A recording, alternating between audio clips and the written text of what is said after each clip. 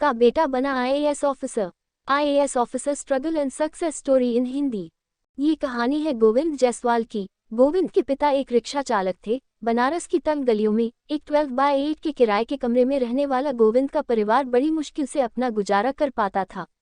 ऊपर से ये कमरा ऐसी जगह था जहां शोरगुल की कोई कमी नहीं थी। अगल बगल मौजूद फैक्ट्रियों और जनरेटरों के शोर में एक दूसरे से बात करना भी मुश्किल था।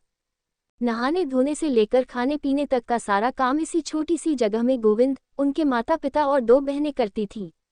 पर ऐसी परिस्थिति में भी गोविंद ने शुरू से पढ़ाई पर पूरा ध्यान दिया।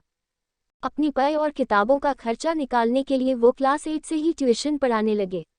बचपन से ही एक अशैक्षिक माहौल में रहने वाले गोविंद को पढ़ाई लिखाई करने पर लोगों के ताने सुनने पड़ते थे, चाहे तुम जितना पढ़ लो, चलाना तो रिक्शा ही है। पर गोविंद इन सब के बावजूद पढ़ाई में जुटे रहते।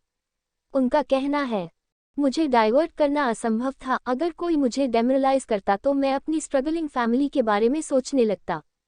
आसपास के शोर से बचने के लिए वो अपने कानों में रुई लगा लेते और ऐसे वक्त जब डिस्टर्बेंस ज़्यादा होती तब मैथ्स लगाते और जब कुछ शांति होती तो अन्य सब्जेक्ट्स पढ़ते। रात में पढ़ाई के लिए अक्सर उन्हें मोमबत्ती, घेबड़ी इत्यादि का सहारा लेना पड़ता, क्योंकि उनके इलाके में 12-14 घंटे बिजली कटौती रहती।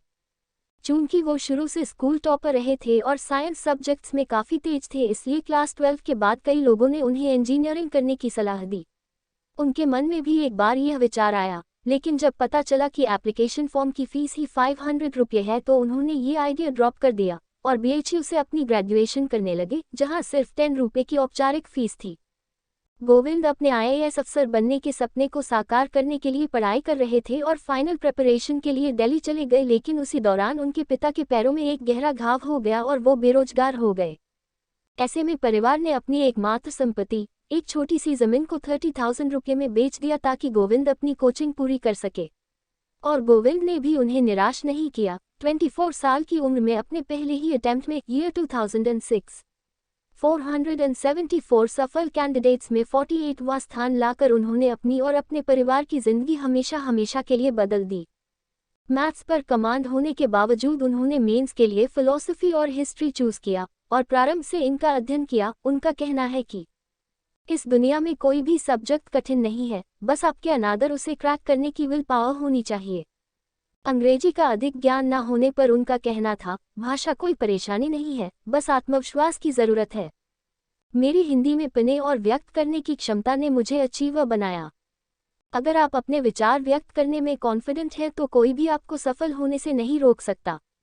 कोई भी भाषा इन्फीरियर या सुपीरियर नहीं होती। ये महज सोसाइटी द्वारा बनाया गया एक परसेप्शन है। भाषा सीखना कोई बड़ी बात नहीं है, खुद पर भरोसा रखो। पहले मैं सिर्फ हिंदी जानता था, आईएएस अकेडमी में मैंने इंग्लिश पर अपनी पकड़ मजबूत की। हमारी दुनिया हॉरिजॉन्टल है, ये तो लोगों का परसेप्शन है जो इसे वर्टिकल बनता है और वो किसी को इन्फीरियर तो किसी को सुपीरियर बना देते हैं। गोविंद जी की यह सफलता दर्शाती है कि कितने ही अभाव क्यों ना हो, यदि दृढ़ संकल्प और कड़ी मेहनत से कोई अपने लक्ष्य प्राप्ति में जुट जाए तो उसे सफलता जरूर मिलती है।